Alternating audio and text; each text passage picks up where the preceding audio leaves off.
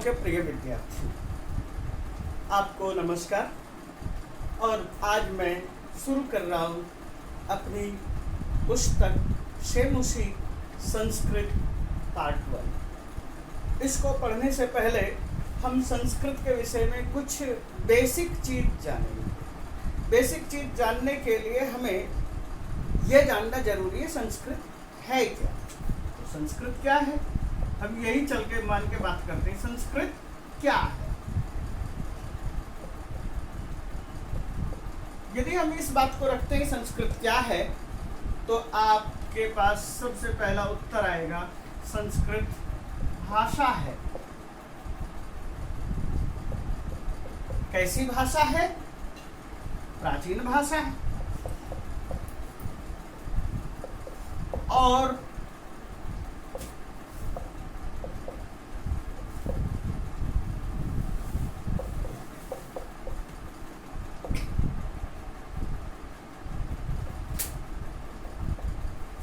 कितनी प्राचीन भाषा है?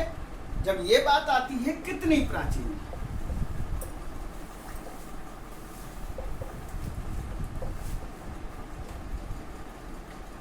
तो हम इसको ऐसे कह सकते हैं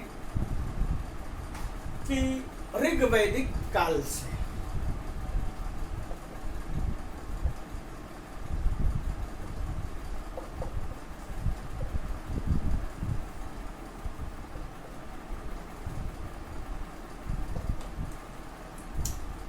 अब मैं ये बताना चाहूँगा कि ये जो बातें आई ऋग्वैदिक काल से हमारी भाषा प्राचीन संस्कृत चल रही है, तो ऋग्वैदिक काल के विषय में भी हमें जानना पड़ेगा। ऋग्वैदिक काल कितना पुराना है? तो ऋग्वैदिक काल के पुरातनता की तरफ जब हम जाएं तो यह आएगी ऋग्वैदिक काल की पुरातनता।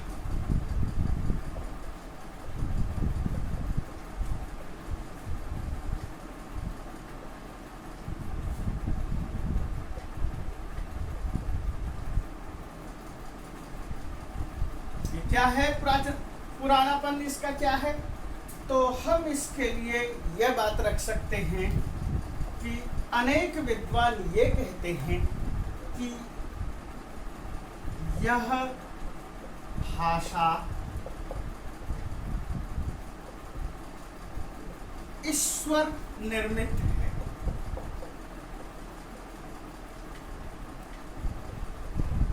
ईश्वर निर्मित कहने के पीछे यह बताने की आवश्यकता होती है कि हमारे जो ऋग्वेद हैं या वेदों के यजुर्वेद है, सामवेद है, अथर्ववेद है, इनका निर्माण मनुष्य ने नहीं किया।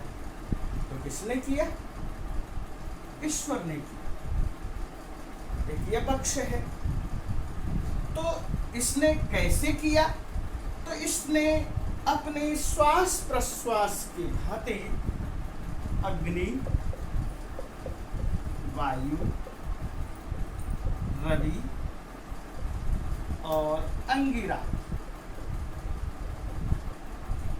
इन 4 व्यक्तियों को जो प्राचीन काल में अति पवित्र आत्मा थे, उन्हें ज्ञान दिया ऋग्वेद, यजुर्वेद, सामवेद और अथर्ववेद। और जब इनको यह ज्ञान मिला, उन्होंने इसे गाना शुरू किया और लोगों को भी बताया। इस तरह से ईश्वर से वेद प्रारंभ हुआ। इसके नीचे ही मैं लिख देता हूँ ऋग्वेद, यजुर्वेद, सामवेद और अथर्व।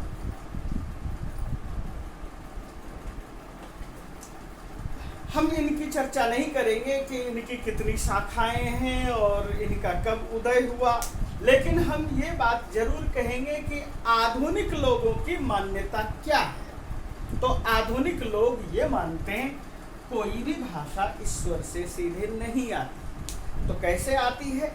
मनुष्य से उत्तरोत्तर शब्दों का विकास होता जाता है और मनुष्य के पास शब्द आते हैं। तो उस तरह से जब इन लोगों ने इनका निर्माण किया, तब तक हमारी भाषा संस्कृतम समृद्ध हो चुकी थी और इतनी ज़्यादा समृद्ध थी कि उसको अनेक लोग समझ बोल रहे थे।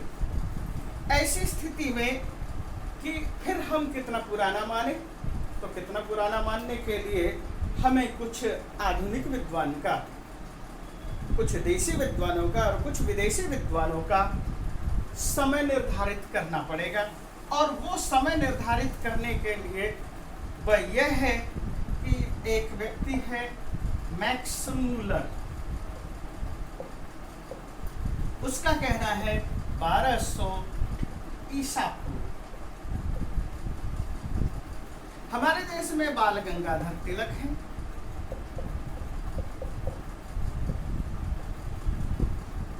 वो कहते हैं 25,000 ईसा पूर्व। अनेक ऐसे लेखक हैं जो कि 1200 से 25,000 तक जहाँ गए वो 88,000 ईसा पूर्व तक भी जा रहे हैं। और इस तरह के विद्वान पश्चिम बंगाल के विद्वान हैं। जब हम इन चीज़ों की चर्चा करते हैं तो बात आती है हमारी क्या, भाषा। हम जिस भाषा की बात कर रहे हैं उस भाषा में इस तरह के शब्दों का प्रयोग हुआ। भाषा में क्या है, शब्द प्रयोग। तो शब्द कितने हो सकते हैं? शब्द लगभग 2 करोड़ शब्द हैं, लगभग 2 करोड़ शब्द।